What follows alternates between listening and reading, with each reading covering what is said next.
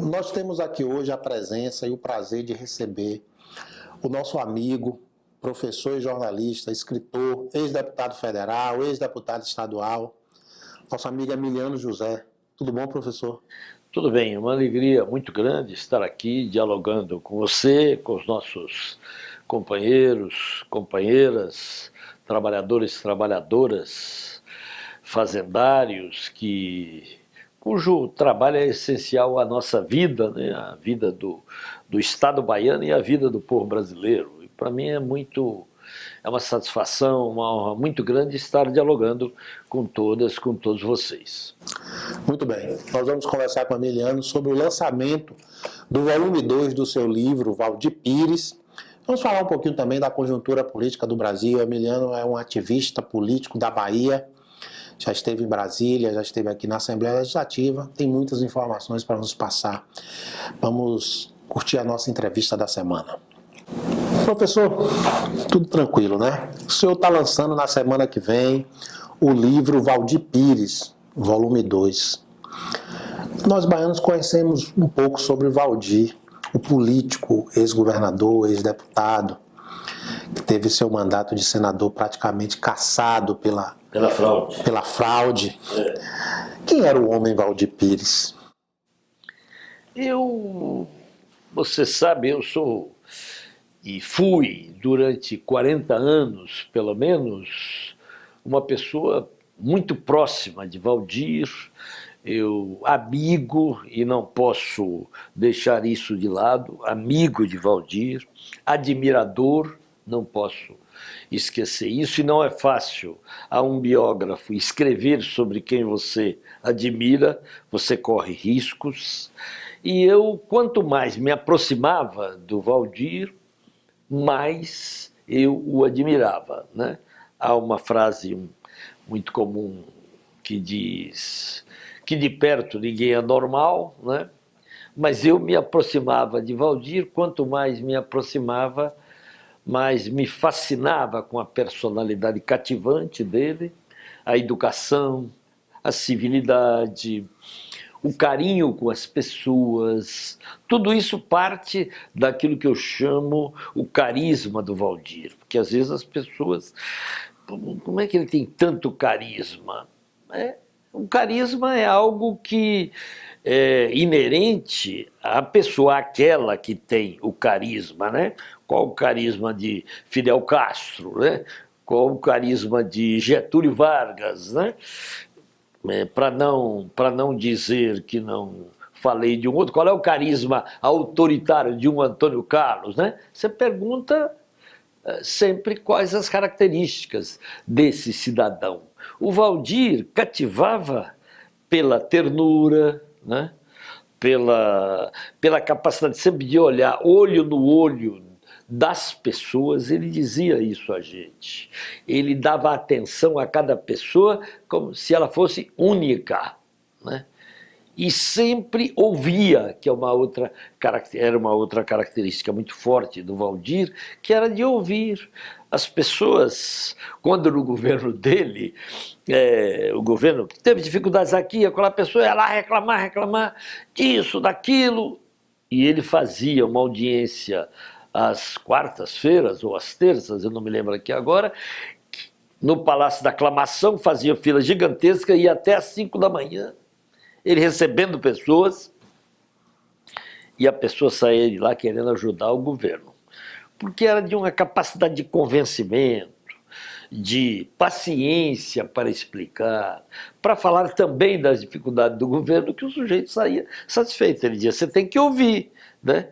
Porque às vezes o governante não quer conversar, pô, tem tanta dificuldade, como é que eu vou falar? Ele fala, tem que falar, tem que conversar.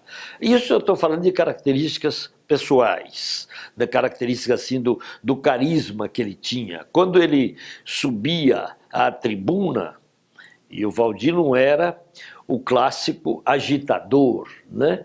Porque é uma coisa leninista, digamos, o agitador e o propagandista, né? O propagandista é aquele... O Valdir é muito mais um propagandista, um educador. Ele não precisava alterar a voz como um Chico Pinto, que era essencialmente um agitador, né? Não era um propagandista. O Waldir era educador. Você via 20, 30, 40 mil pessoas numa cidade, às vezes às 5 da manhã. Estou falando que eu vi isso. Às vezes às 5 da manhã as pessoas esperando-o, e quando ele falava era aquele silêncio ensurdecedor.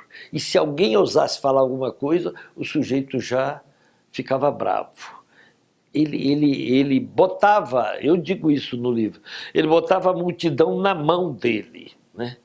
Pelo jeito com que ele falava, pelo carinho, pela ternura e pela firmeza com que ele falava para a multidão. Né? Ele lançava um olhar, quando ia começar, ele parava alguns segundos com o microfone, olhava e as pessoas silenciavam. A massa se tornava uma coisa compacta, única, nas mãos dele, né? Então, eu estou falando porque era isso mesmo. Quem viu a campanha de 1986 sabe que eu não estou exagerando nada, né? E é esse homem que eu pego como jornalista e procuro traçar a trajetória dele desde a infância, primeira infância no Cajueiro, que depois se tornou a Cajutiba, no povoado do Cajueiro, onde ele nasceu, mais tarde, só nos anos 50, a Cajutiba, passando depois por Amargosa, que ficou sendo como a cidade dele, praticamente, e seguindo, né, pelo Colégio em Nazaré, Colégio Clemente Caldas, onde ele estudou, onde estudou Luiz Henrique Dias Tavares, por exemplo, né? Depois o Colégio Central, aí não precisa nem explicar, e depois a Faculdade de Direito, e ele é o orador da turma, faz um monumental discurso em 1949 como orador de turma, sobre Rui Barbosa e os rumos do direito. É uma peça fundamental, essencial de um sujeito denso desde a juventude, né? E traço no primeiro volume uma coisa que normalmente não feita, que é um capítulo especial sobre a formação do pensamento do Waldir, porque as pessoas não sabem o que está por trás de um sujeito desse, com aquela cultura, porque o Waldir sempre foi um sujeito muito culto, mas culto significa o quê? Culto, tem muita gente culta. Roberto Campos, um homem da direita, era um homem culto, então não se trata somente disso. O Waldir, eu faço questão de, ao caracterizá-lo, dizer isso com todas as letras. O Waldir foi um homem de esquerda. Não no sentido, às vezes a gente tem certos cânones na esquerda, que quer o homem de esquerda só aquele que é um marxista, leninista. Não, o Waldir não era isso. Ele foi tomado por João Mangabeira, em primeiro lugar, que era um socialista, diferentemente do irmão, do Otávio Mangabeira, né? Um socialista de grande qualidade. E depois, por um autor pouco conhecido, chamado Harold Laski, um trabalhista britânico, presidente do Partido Trabalhista Britânico, adversário de Churchill, que mais, ao mesmo tempo que fortalecia a perspectiva do enfrentamento na guerra aos nazistas, ele dizia que as transformações deveriam ser feitas no decorrer da guerra em favor dos trabalhadores, e marxista e socialista, o Harold Laski, e não partidário da ditadura do proletariado. Aí é isso que encantou o Waldir, porque o Waldir não aceitava a ditadura do proletariado, mas aceitava a luta pelas mudanças estruturais e a luta pela igualdade. Que foi a sua vida na política. A vida inteira, isso mesmo. A partir dali, eu fui tomado, eu tenho uma edição de 1946 desse livro, que eu mandei agora arrumar, porque estava todo, que eu conseguia ir no sebo e tal, que é um livro, e li todo, um livro extraordinário, Reflexões sobre a Revolução da Nossa Época, que é um livro de 42, no quente da guerra, né? Da Segunda Guerra Mundial. Então ali o Waldir foi tomado por aquilo e nunca mais variou. O Valdir seguiu, né?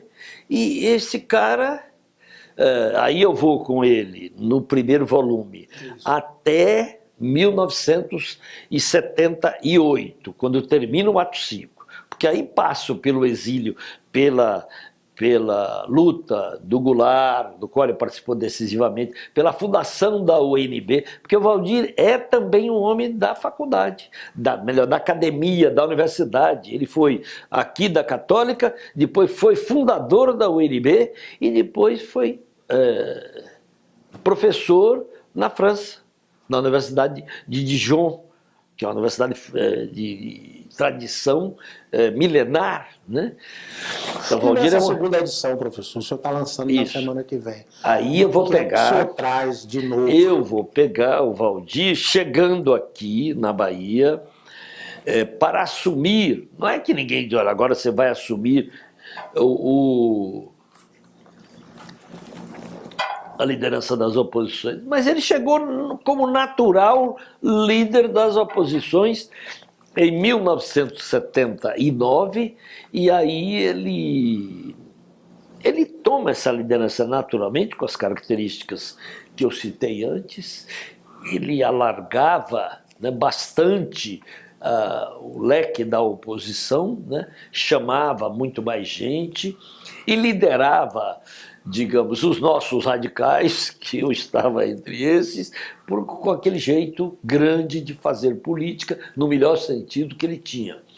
Enfrenta as eleições de 1982, às vezes as pessoas pensam nas caminhadas históricas, não enxergam o que está acontecendo, apenas caminham. Ele enxergava, 82, o PMDB queria de qualquer jeito, fosse ele o candidato a governador. Ele foi levando até ele falar, não, o candidato deve ser Dr. Roberto Santos. E aí ele foi o candidato a senador. Claro, Roberto não ganhou, mas ali ele plantou a semente de 86, em 1982, construindo junto com os companheiros todos, o PMDB, junto com as outras forças de esquerda que estavam no PMDB, porque o PMDB era o grande desaguador daquele momento, e 86 é a mais extraordinária caminhada democrática que eu assisti na minha vida, pelo que teve de mobilização do povo da Bahia. Foi uma coisa que eu não vi mais. Não é que não tenha tido mobilização, claro que teve. O Wagner foi outro momento, as vitórias do Wagner, depois do Rui, foi um momento grande também, mas não tinha as mesmas características de 86, que foi uma explosão popular vinda de baixo, uma coisa extraordinária. E o comandante disso foi Valdir, sem dúvida nenhuma. Né? O senhor leva até onde essa segunda parte do livro? Eu vou eu vou com o Valdir até o fim do mandato dele de vereador. Né? Ele termina a vida, quer dizer, ainda atuando e tal. Em 2017, início, termina o mandato dele. E aí ele já começava a ter dificuldades de saúde. Mas o curioso e muito forte para mim é que o lançamento do primeiro volume ele ainda foi 14 de junho do ano passado. O Valdir ainda foi embora de cadeira de rodas. Foi a última aparição pública do Valdir. Uma amiga minha, Isaura, que trabalha na Secretaria de Justiça, que é uma moça da Casa Branca, do mais antigo terreiro do Brasil, ela disse, Emiliano, ele ia ficar até o fim esperando o lançamento desse livro, só depois ele ia morrer. É um raciocínio, né, que eu respeito profundamente. Eu não sou religioso, mas essas coisas da religião a gente tem que ter muito carinho e atenção. E são coisas da cultura e do conhecimento da humanidade, né? Então, pode ser que ela tenha razão, o Valdir. E ele estava mal já. E ele insistiu com os filhos, do jeito dele, do jeito que ele podia falar, que ele queria ir. E houve aquela emoção quando ele chegou, houve lágrimas, tudo, lá no lançamento. No lançamento. E ele teve condições de dizer, eu todo mundo falou e cantou a música, né, de Valdir, porque aquilo vira um hino, né? E aí ele disse só isso: eu amo todos e todas vocês. Foi o último discurso dele, né? Foi uma coisa muito forte, né? O Valdir é um exemplo de dignidade da política, de coragem e de rumo, não variou. Ele, no outono da vida, ele vem para o PT. Estou falando o PT porque eu sou do PT, mas não é porque podia ser o PT, podia ser outro. Mas o que eu estou dizendo, normalmente um sujeito na idade dele, com a trajetória dele, foi governador, foi tudo, vai para um partido mais... Não, ele vem para o PT, e é o partido mais longevo dele, é o que ele mais ficou, né? Nós vamos falar sobre isso, sobre esse legado de Valdir e o final da sua trajetória política, a importância dele. No bloco anterior, a gente tratou aqui um pouco sobre a trajetória de Valdir até ser vereador em Salvador, que foi seu último cargo eletivo, e já afiliado ao Partido dos Trabalhadores. Mas, Emiliano, qual é o legado desse político que caminhou assim do centro-esquerda para a esquerda, para o Partido dos Trabalhadores, e que até os últimos dias de sua vida continuava tendo uma atuação política tão destacada e importante? O Valdir deixa muitas lições, né? A lição de que o homem público, ele tem que ter, quer dizer, os que têm confiança e que têm relação com a democracia, tem que ter uma linha mestra, né? Não é que você não mude, você muda porque a política exige que você mude. Você faz alianças de determinada maneira num determinado momento e de outra maneira em outro momento. Mas você diz, você não pode, dizia ele, transigir com os princípios. E não é que ele não tenha feito aliança ampla, não. Mas todo mundo sabia, lidando com o Valdir, quais eram os limites dele. Se ele fosse governador, as pessoas sabiam o que podiam pedir a Valdir, né? Porque ele delimitava limites. Ele era capaz de, no governo, demitir Nilo Coelho, que era ministro das Minas e Energia, secretário, ministro Coelho, a lembrança, secretário de Minas e Energia, porque ele desrespeitou uma diretriz do governo que era beneficiar pequenos produtores e não os grandes, e o Nilo começou a beneficiar os grandes. Demite, foi um polvorosa dentro do governo, não quero conversa, e demitiu. Eu não podia demitir o vice-governador, no sentido do cargo de vice-governador, mas de secretário ele podia, como o fez, porque era princípio, diretriz política, né? Então, Valdir era um sujeito muito rigoroso e firme, porque às vezes passa-se uma imagem... Valdir era... Não, ele era generoso, era terno, era carinhoso, mas muito decidido. Né? Ele usava isso, inclusive, de forma besteira. Besteira. Valdir tinha muita firmeza e um atributo essencial, que é aquilo que a Hannah Arendt fala muito, que a principal virtude do político é a coragem. O Valdir sempre foi um homem corajoso. Não é? Corajoso não era bravateiro, nada disso, era coragem. Num momento que tem que enfrentar a ditadura, enfrentar a ditadura. Ele e o Darcy Ribeiro foram os últimos a sair do Palácio do Planalto na noite de 2 de abril de 1964. Os últimos. E pegar um aviãozinho e sair pela costa até chegar ao Uruguai com gasolina de caminhão. Foi isso que eles fizeram. Eu abro o primeiro volume com este, Nas Asas de um Teco-Teco. É o primeiro volume quer dizer, o primeiro capítulo do primeiro volume sobre o Valdir. Então ele é um homem que deixa um legado de amor à democracia e uma capacidade de abrir os braços na luta política. Porque às vezes nós somos muito bravateiros. Eu ouço muito hoje assim, mas nós não estamos fazendo nada. Minha gente, nós não temos atalhos. Ou nós unimos o povo brasileiro para enfrentar isto que está aí, esse governo com traços fortemente fascistas, ou não tem atalho. É uma caminhada mais longa. O Valdir sempre enxergava a largura da caminhada, a estrada mais longa, né? Já que você tocou nesse assunto, qual seria a atitude de Valdir no momento em que há uma escalada autoritária de um governo de características fascistas, no momento em que o ex-presidente Lula sofre a ameaça de ser transferido para um presídio comum, né? Como é que Valdir agiria, Emiliano? Com muita firmeza, e ele, digo a você que ele ainda, terminando o mandato de vereador, já com alguma dificuldade, depois em casa, já fora do mandato de vereador, e já com bastante dificuldade, ele dizia, mas nós vamos vencer, nós temos que unir o povo brasileiro.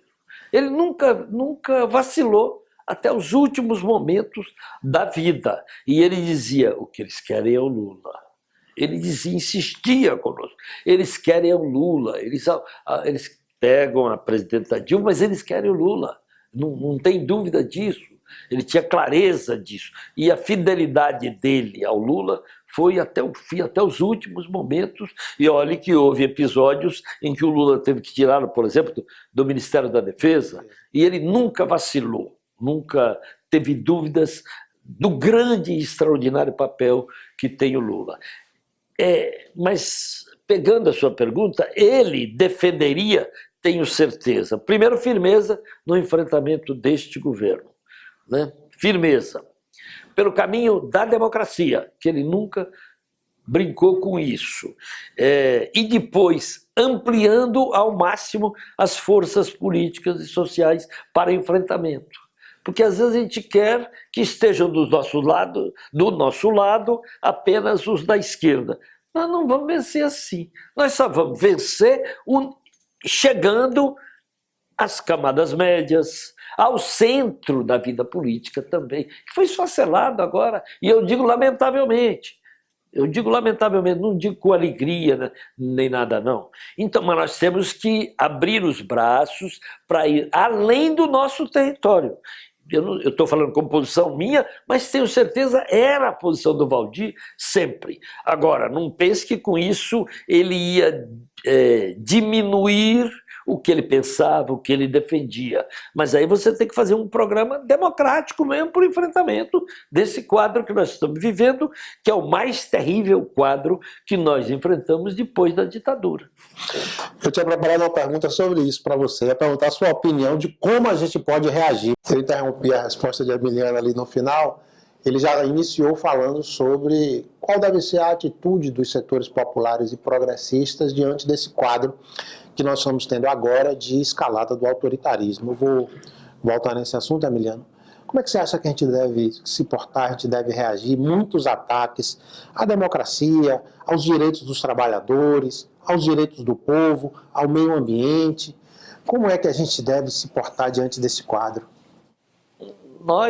Eu já disse, mas insisto, estamos vivendo o momento mais difícil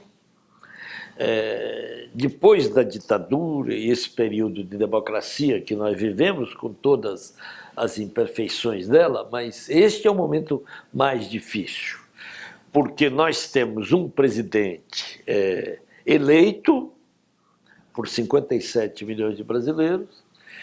Ele não enganou ninguém, porque ele sempre revelou-se um fascista. Não é que ele vá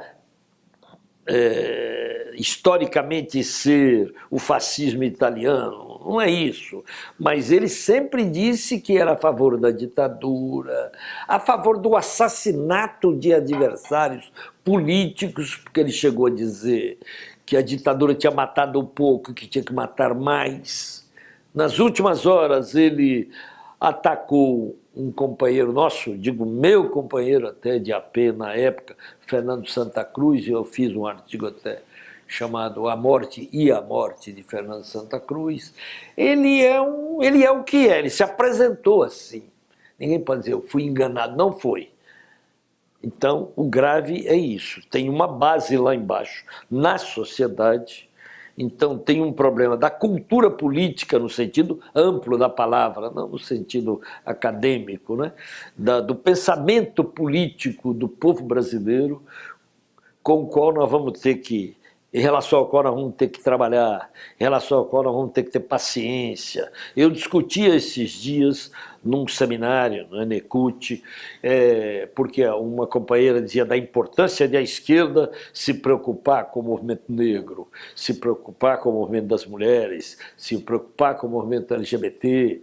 Eu digo, tudo muito bem e tudo muito certo, tem que se preocupar. Agora, é mais importante a gente se preocupar com as grandes massas pobres do Brasil, com o qual nós vamos ter que conversar, inclusive com os evangélicos.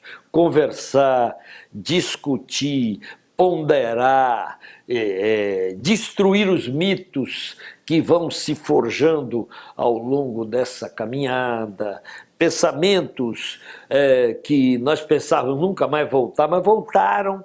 Então nós não temos que ter raiva dos evangélicos, eu estou dando um exemplo. Temos que ter tranquilidade, e é o povo brasileiro. Então nós vamos ter que ter, eu tenho dito que não é uma caminhada curta, porque está lá na raiz, está lá no meio do povo brasileiro. Então nós vamos ter que ter capacidade, aquilo que se diz assim, vamos voltar às bases. Não é bem isso, mas é isso também. Voltar e discutir e trabalhar, porque os evangélicos, estou dando exemplo dos evangélicos porque é importante, eles tiveram um papel essencial na eleição do Bolsonaro, eles militam diariamente com os pobres do Brasil. O Márcio Postman disse, o grande Márcio Postman, que é da Fundação Perseu Abramo, um intelectual respeitadíssimo, ele disse que tem duas forças que trabalham as periferias do Brasil: as milícias e os evangélicos. E trabalham mesmo, e controlam áreas, né? Do caso das milícias. E nós temos uma presidência da República com relação forte com as milícias, como comprovado está, né? Então, eu digo, é um momento em que as forças de esquerda e as forças democráticas e progressistas têm que se voltar para conversar com o povo brasileiro. Tá bom, os que já são nossos são nossos. Nós temos que ir para aqueles que não são nossos, e com capacidade de convencimento e de conversa, e não de ódio, raiva e exclusão, não. É isso que nós temos que fazer, e com política, mas não com a política assim, olha, ou você faz assim, não, é com tranquilidade. Aquilo que o Gramsci fala, ninguém ganha nada se não for pela conquista de corações e mentes. Nós temos que conquistar o coração do povo brasileiro. E não é contra a religião de ninguém, que nós não podemos ser. As religiões são parte da história da humanidade e elas vão continuar. Eu posso não ser religioso, não sou, mas tenho uma relação profunda com várias religiões e vários religiosos. Isso é parte da vida, né? Foi uma maneira de a humanidade se pôr e suportar, eu diria, o fardo da existência, porque a religião, na minha opinião, é isso. Para suportar o fardo da existência, o fardo da finitude, as pessoas precisam da religião. Não estou fazendo crítica, não, eu estou fazendo uma análise da minha visão. Ela pode estar completamente errada e eu não estou discutindo. Mas estou dizendo que nós temos que abraçar o povo brasileiro. Não há atalho. Ou a gente entende isso, ou então vai ser guerrilha. Quem é que está defendendo a guerrilha mais? Não, nós não estamos. Nas condições do Brasil, de jeito nenhum. É a luta democrática. É a luta pela passo a passo firme. Né? Aquilo que o Gramsci também dizia. É trincheira por trincheira. Nós vamos ter que ocupar espaços novamente, porque nós fomos derrotados. Isso nós temos que reconhecer, para então avançar. E não será uma luta rápida. É uma luta longa. É. Já dizia Zé Disseu desde o ano passado. Emiliano, uma das áreas onde nós precisamos atuar é a de comunicação. Nós tivemos aí agora os ataques últimos, né, do presidente da República. A imprensa, inclusive, ele assume claramente que a medida provisória que suspende a publicação dos balanços nos jornais é uma retaliação aos veículos, né? E temos aí também um trabalho que vem sendo capitaneado pelo The Intercept, mas hoje já compartilhado por outros vários veículos, de revelar aquelas situações absurdas comandadas por quem estava à frente da Lava Jato, tanto no Ministério Público como na Justiça. Qual é o papel da comunicação nesse momento tão importante da vida brasileira? Rapaz, se é professor, é jornalista? Eu até me proporia, abuso meu, fazer isso, mas proponho, se você achar conveniente, em outro momento, não é fugindo da questão, não. Vir aqui discutir um pouco isso, discutir mais, demoradamente. Porque não é uma coisa, é a coisa mais importante, talvez, que nós tenhamos neste momento. A luta política hoje passa necessariamente pela comunicação. O Trump nos Estados Unidos ganhou a eleição com o uso das mídias sociais, significa a nova face da comunicação nos dias de hoje. Você estudou isso, sabe do que isso significa. Sem as mídias sociais, sem essa fala poderosa nas mídias sociais, nós não fazemos mais política. Não é que não tenha todos os outros caminhos, não. Tem o direto, o face a face, os comícios, as reuniões, tem tudo.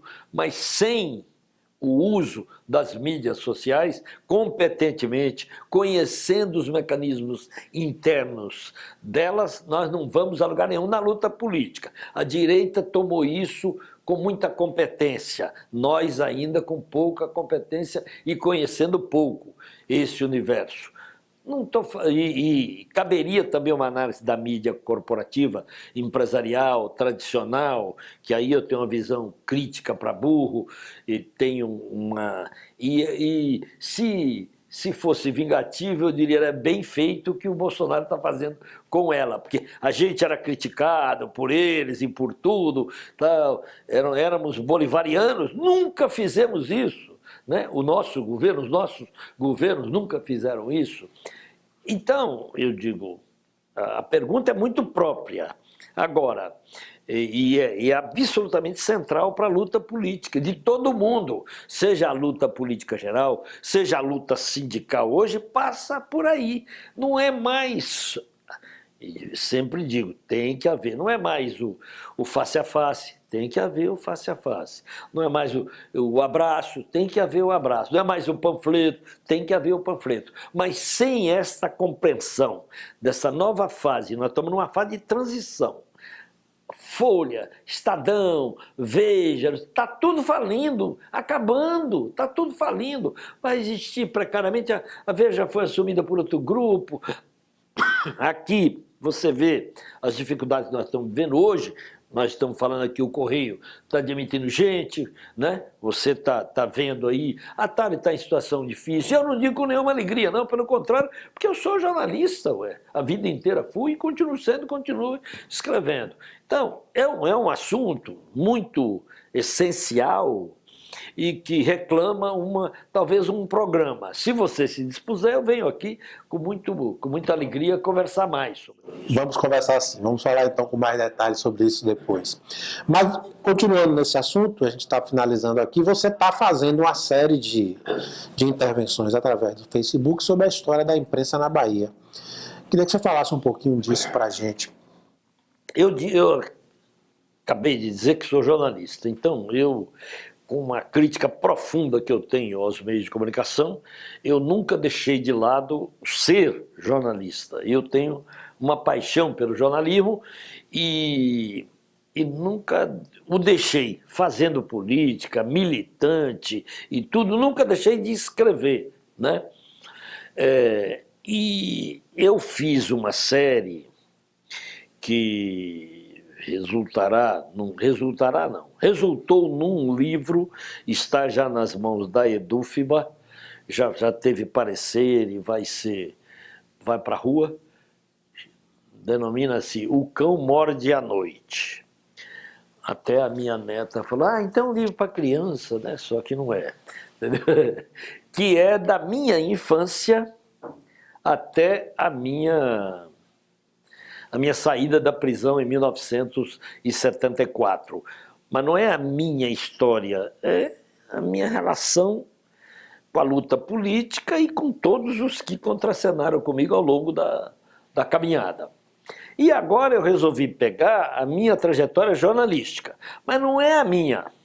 Se você ler, você vai observar que não é a minha. É a minha porque eu estou ali no meio, mas é com todo mundo. E eu uso as armas do jornalismo na escrita e uso as armas do jornalismo na busca das referências. Então eu digo, Césio, estou falando de Césio nas últimas horas, se você pegar os últimos capítulos. Césio Oliveira, que foi meu companheiro, foi chefe no Jornal da Bahia, ele foi um dos colegas jornalistas no Estadão, ele foi da Tribuna, eu digo, me dê um depoimento. Escreva, não estou nem indo lá ouvir, não, faça um copião. Isabel, faça um copião sobre a sua. Ela faz. Alex, Alex Ferrari, me faça um copião. Todo mundo está colaborando. Não quer dizer que eu vou usar o seu depoimento ipsiliteris. Eu vou usar conforme eu vou construindo a narrativa e tal. E para mim está sendo um exercício muito interessante, porque é uma volta, né? Um momento que no momento que você está na vida, atuando e tudo, você nem percebe as coisas, você está no calor da batalha. Aí eu estou descobrindo coisas essenciais daquele período.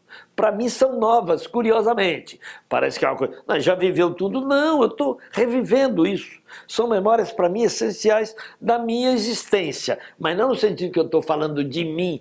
Eu falo que eu estou ali naquele meio. Entendeu? Então para mim está sendo um exercício e eu estou descobrindo, tem 3 meses, e eu não saí da tribuna ainda.